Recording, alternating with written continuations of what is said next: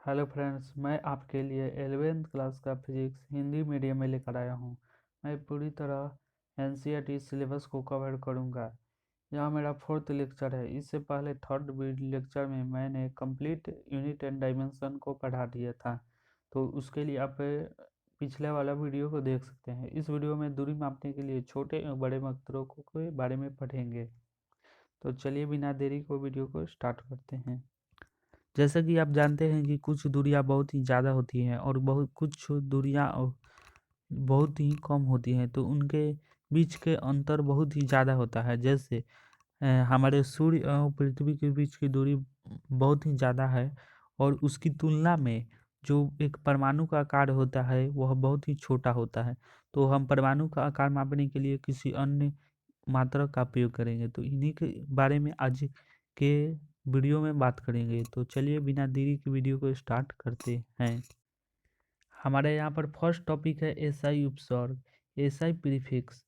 जो हमारा भौतिक में बहुत बड़े तथा बहुत छोटे मानों को व्यक्त करने के लिए एसआई उपसर्गों का उपयोग किया जाता है। जो हमारा बहुत ही बड़े मात्रक हैं, बहुत छोटे मात्रक को में व्यक्त करना है, या बहुत छोटे मात्रक है उनको बड़े मात्रकों में व्यक्त करना है, तो हम इन्हीं एसआई उपसर्गों का उपयोग करते हैं और इस 10 के घात के पदों में व्यक्त करते हैं। इन 10 के घात के पदों का क्या नाम है यहाँ पर लिखा हुआ है और उसका संकेत क्या है। तो हमारा है 10 के पावर -15, इसे का क्या नाम होता है, तो फेमटो, इसे एफ से सूचित करते हैं। दूसरा हमारा है 10 के पावर -12, इसे का स्थायी उपसर्ग क्या नाम है, तो पीको है और इसे हम पी से सूचित करते हैं। हमारा तीसरा है 10 के पावर -9, इससे नैनो और इसका संकेत एन है। उसके बाद देखिए 10 के पावर -6 माइक्रो म्यू, 10 के पावर -3 मिली एम। तो इसे आप ऐसे ही याद रख सकते हैं, 10 के पावर -3 तो मिली, 3 मिली, 6 माइक्रो, 9 नैनो, 12 पीको, 15 फेमटो। इसके बाद आगे देखिए क्या है, तो 10 के पावर -2 क्या होता है, तो सेंटी होता है। 10 के पावर 3 किलो, 10 के पावर 6 मेगा, 10 के पावर 9 गीगा। तो इसे आप बड़े मात्रकों को छोटे मात्रकों में बदलना चाहते हैं या छोटे मात्रकों को बड़े मात्रकों में बदलना चाहते हैं, तो इन्हीं एसआई उपसर्गों का उपयोग किया जाता है। अब हम लंबाई या दूरी के छोटे मात्रक के बारे में पढ़ेंगे। जैसे कि हमारा एंगस्ट्रॉम है पहला। लंबाई या दूरी के इस मात्रक से परमाणु के आकार या त्रिज्या मापते हैं और 1 एंगस्ट्रॉम कितना होता है, तो 10 के पावर -10 मीटर। तो एंगस्ट्रॉम है वह बहुत ही छोटे लंबाई या दूरी या किसी का आकार मापने के लिए होता है। जैसे परमाणु बहुत ही नगण्य होता है, तो इसका आकार मापने के लिए हम एंगस्ट्रॉम का उपयोग करते हैं और 1 एंगस्ट्रॉम इक्वल टू 10⁻10 मीटर। इसका मतलब क्या हुआ, 10 के पावर -10 मीटर का अगर हम इसे नीचे लाएंगे तो हर में, तो यहाँ पर 10 के पावर 10 हो जाएगा, 1/10 के पावर 10। अब 10 के पावर 10 निकालेंगे और उससे एक में भाग देंगे तो हमारा वैल्यू बहुत ही छोटा आएगा, 0.0 कुछ करके। तो इसीलिए इसका उपयोग किया जाता है। दूसरा सेकंड नंबर क्या है, तो फर्मी। यह लंबाई या दूरी मापने का काफ़ी छोटा मात्रक है जिससे परमाणु के नाभिक का आकार मापते हैं या नाभिक का त्रिज्या मापते हैं। तो यह भी छोटे लंबाई या दूरी मापने का इकाई है। इसका क्या नाम है, तो फर्मी। 1 फर्मी इक्वल टू कितना होता है, तो इसे अगर हम मीटर के सापेक्ष हम नापते हैं तो 1 फर्मी इक्वल टू कितना होता है, तो 10⁻15 मीटर। ये तो हमारे दो छोटे मात्रक हो गए, कौन कौन से, तो एंगस्ट्रॉम हो गया पहला और दूसरा हो गया फर्मी। अब हम बड़े दूरी या लंबाई के मात्रक पढ़ेंगे। तो बड़े लंबाई के मात्रक कौन सा है, पहला है हमारा खगोलीय मात्रक। इसे हम क्या नापते हैं, तो पृथ्वी से सूर्य की औसत दूरी एक खगोलीय मात्रक है। यानी हमारा जो खगोलीय मात्रक है ना, यह पृथ्वी से सूर्य के बीच की दूरी को बताता है और कितना आता है, तो 1 AU इक्वल टू, इस खगोलीय मात्रक को हम 1 AU से लिखते हैं और क्या होता है, तो 1.496 इंटू 10⁻11 मीटर। और 1.496 को क्या मान लिया जाता है, तो 1.5, क्योंकि यह लगभग 0.5 के आसपास है, तो इसे 1.5 इंटू 10⁻11 मीटर भी बोल सकते हैं।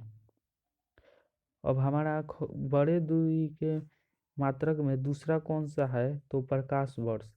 प्रकाश वर्ष भी दूरी या लंबाई का बड़ा मात्रक है, जिससे खगोलीय पिंडों की दूरी मापते हैं। मतलब एक खगोलीय पिंड से दूसरी खगोलीय पिंड के बीच की दूरी।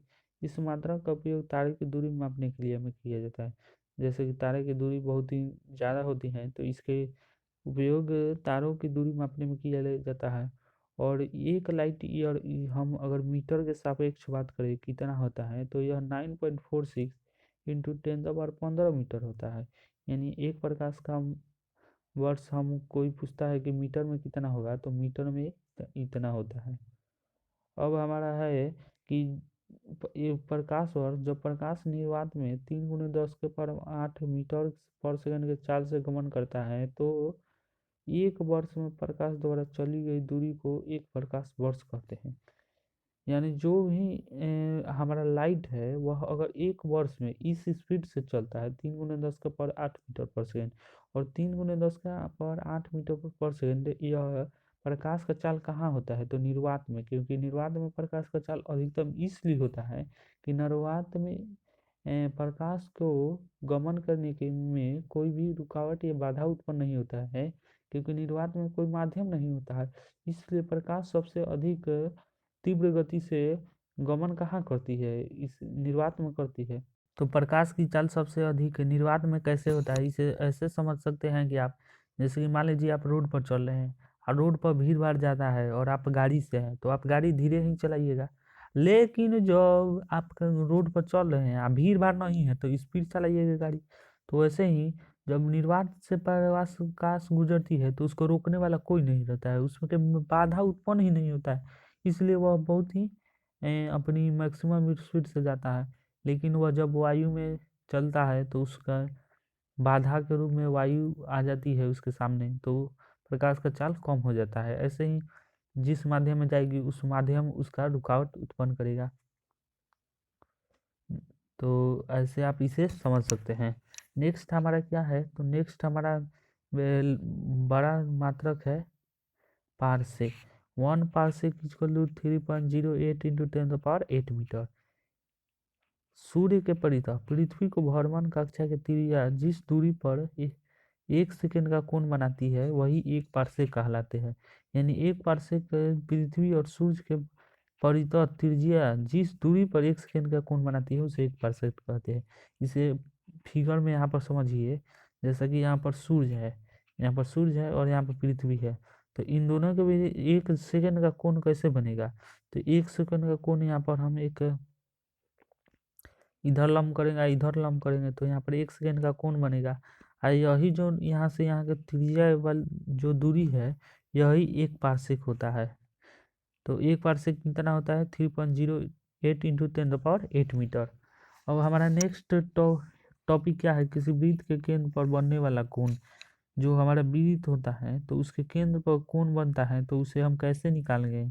तो मान लीजिए कि यहाँ से एक ए बी चाप है, ए बी चाप का लंबाई क्या है, तो एल है, और इस एल में हम अगर त्रिज्या जो है आर, उससे हम भाग लगा देते हैं, तो हमारा चाप जो वृत्त के केंद्र पर कोण बनना है वो निकल कर आ जाता है। तो वृत्त के केंद्र पर बनने वाला कोण थीटा का फॉर्मूला क्या हो जाएगा, थीटा इक्वल टू L/R। इससे प्राप्त कोण को रेडियन आर में होता है। जो कोण निकलता है हम उसे रेडियन में व्यक्त करते हैं। इसे हम भाषा में ऐसे लिख सकते हैं कि किसी वृत्त के केंद्र पर चाप द्वारा बनने वाला कोण चाप की लंबाई एवं वृत्त की त्रिज्या के अनुपात के बराबर होता है। तो उसी बात को भाषा में यहाँ पर लिखा गया है। अब हमारा नेक्स्ट है भौतिकी में कोण मापने की पद्धति। भौतिक में हम कैसे कोण नापते हैं, इसे समझिए। एक समकोण इक्वल टू 90 डिग्री है, तो सबको ही जानता है। और जो 1 डिग्री होता है वह कितने मिनट के बराबर होता है, तो 60 मिनट। और मिनट को हम कैसे सूचित करते हैं, तो 1 डैश के द्वारा। और 1 मिनट कितना होता है, तो 60 सेकेंड। और सेकेंड को कैसे सूचित करते हैं, तो डबल यहाँ पर डैश से। अब हमारा नेक्स्ट देखिए पाई रेडियन कितना होता है, तो पाई रेडियन 180 डिग्री के बराबर होता है। यानी पाई में कितना डिग्री होता है, तो और यहाँ 1 रेडियन, अब मान लीजिए कि हमको 1 रेडियन का मान निकालना है, तो 1 रेडियन 180 डिग्री। और इधर पाई है तो पाई इधर आके भाग में आ जाएगा, तो 180/5 हो जाएगा। अगर 1 डिग्री का मान निकालना है तो 1 डिग्री यहाँ पर, तो 1 डिग्री का मान क्या हो जाएगा, तो पाई/80, 180 कैसे, तो यहाँ 1 डिग्री का मान निकालना है, तो डिग्री का हम इधर छोड़ देंगे, 180 इधर आ जाके भाग में लग जाएगा, तो पाई/180 हो जाएगा। तो इस वीडियो में इतना ही, मिलते हैं अगले वीडियो में। जय हिंद, जय भारत।